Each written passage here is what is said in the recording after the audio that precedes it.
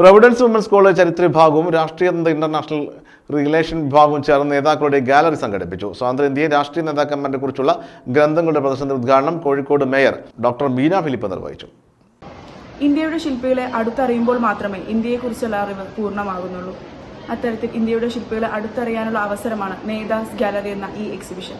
Providence women's college ചരിത്ര വിഭാഗവും രാഷ്ട്രതന്ത്ര international relation വിഭാഗവും ചേർന്ന് നേതാക്കളുടെ ഗാലറി സംഘടിപ്പിച്ചു.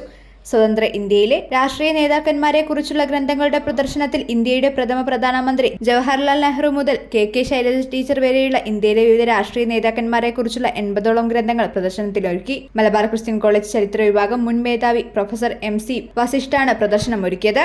സാഹിത്യനഗരമായ കോഴിക്കോട്ടെ രാഷ്ട്രീയ സാഹിത്യ ഗ്രന്ഥങ്ങളുടെ പ്രദർശനം Kozhikode mayor doctor Beena Philip ഉദ്ഘാടനം ചെയ്തു. College vice principal doctor sister Sheeba AC അധ്യക്ഷത വഹിച്ചു.